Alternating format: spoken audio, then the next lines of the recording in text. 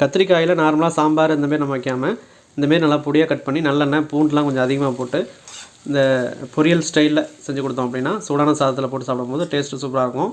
அதுமாரி யாரும் வேணான்னு சொல்ல மாட்டாங்க, அந்தளவுக்கு டேஸ்ட் நல்லாயிருக்கும். இது எப்படி சிம்பிளாக ஈஸியாக எப்படி பண்ணலாம் அப்படிங்கிறத நம்ம பார்ப்போம். இதுக்கு கடாய் அடுப்பில் வச்சுட்டு ஒரு 3 டேபிள் ஸ்பூன் அளவுக்கு நல்லெண்ணெய் நம்ம ஆட் பண்ணிக்கலாம். நல்லெண்ணெயில் செய்யும்போது டேஸ்ட் நல்லாயிருக்கும். இதில் 1/2 டீஸ்பூன் அளவுக்கு கடுகு உளுத்தம் பருப்பு போட்டு நல்லா பொரிய விடுவோம். ஒரு 2 டீஸ்பூன் அளவுக்கு பெருஞ்சீரகத்தை நம்ம ஆட் பண்ணிக்கலாம். இந்த பெருஞ்சீரகம் போடும்போது அந்த மனம் நல்லாயிருக்கும், அந்த சோம்புன்னு சொல்லுவாங்க, அதை நம்ம ஆட் பண்ணிவிட்டு அது பொரியும் போது இதில் ஒரு கொத்து கருவேப்பிலையை இதில் நம்ம பிச்சு போட்டுக்கலாம். இதில் ஒரு 15 பல் பூண்டு, ஒரு 4-5 சின்ன சைஸில் இருக்கிற பச்சை மிளகாயை நான் அரிஞ்சு போட்டிருக்கேன். பெருசாக இருந்துச்சுன்னா 2 போட்டுங்க போதும். ஒரு பெரிய வெங்காயத்தை ஸ்லைஸாக கட் பண்ணி இதில் போட்டுக்கிறேன். இந்த வெங்காயத்தை போட்டதுக்கப்புறம் ஒரு நிமிஷம் அளவுக்கு நல்லா வதக்கினா போதும். இந்த நல்லெண்ணெயிலே இதை நல்லா வதக்கினதுக்கப்புறம் இதில் நம்ம கட் பண்ணி வச்சுருக்கிற ஒரு மீடியம் சைஸ் தக்காளியை ஸ்லைஸாக அரிஞ்சு போட்டிருக்கேன். அதையும் நல்லா வதக்கிக்கலாம். தக்காளி போட்டதுக்கப்புறம் ஜஸ்ட் ஒரு 30 செகண்ட்ஸ் நல்லா கிண்டி விடுங்க.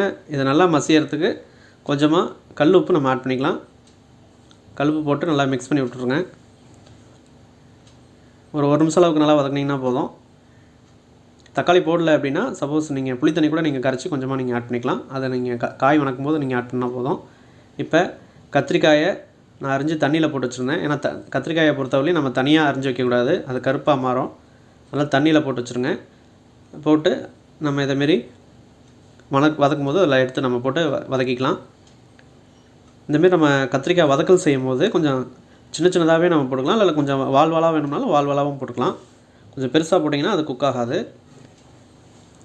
நல்லா வதங்கினதுக்கப்புறம் இதில் பெருங்காயத்தூள் கொஞ்சமாக நம்ம ஆட் பண்ணிக்கலாம்.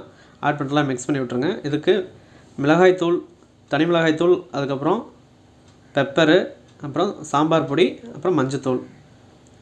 தனி மிளகாய்த்தூளும் சாம்பார் பொடியும் நம்ம ஒவ்வொரு ஸ்பூன் ஆட் பண்ணால் போதும். 1 டீஸ்பூன் அளவுக்கு ஆட் பண்ணால் போதும். மிளகுத்தூள் ஒரு 1/4 டீஸ்பூன், மஞ்சத்தூள் ஒரு 1/2 டீஸ்பூன் அளவுக்கு நம்ம ஆட் பண்ணி நல்லா மிக்ஸ் பண்ணி விட்டுலாம். இந்த மசாலா பச்சை வாசனை போகிறதுக்கு ஒரு நிமிஷம் நல்லா கிளறி விட்டோம் அப்படின்னா அந்த பச்சை வாசனைலாம் போயிடும். அதுக்கப்புறம் இதுக்கு தேவையான அளவுக்கு நம்ம தண்ணி ஆட் பண்ணிக்கலாம்.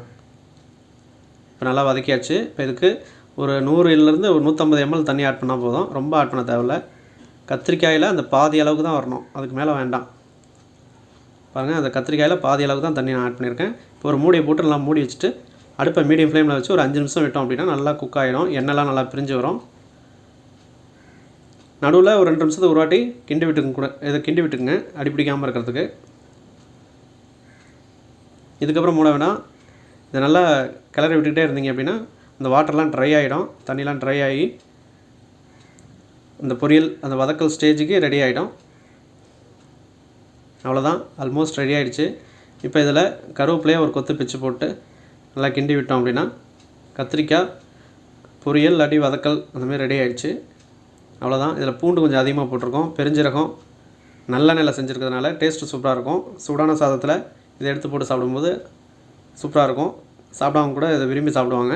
இதே அளவுகளோட நீங்களும் ட்ரை பண்ணி பாருங்கள், கண்டிப்பாக உங்களுக்கு பிடிக்கும். நம்ம சேனலில் ஃபஸ்ட் டைமாக பார்க்குறீங்கன்னா மறக்காமல் சப்ஸ்கிரைப் பண்ணி பக்கத்தில் இருக்க பெல் பட்டனை கிளிக் பண்ணி அதில் ஆளுங்கிற ஆப்ஷன் இருக்கும், அதை செலக்ட் பண்ணிட்டீங்கன்னா நம்ம போடக்கூடிய அடுத்தடுத்த ரெசிபீஸ் உங்களுக்கு நோட்டிஃபை ஆகும். தேங்க்ஸ் ஃபார் வாட்சிங். தேங்க்யூ.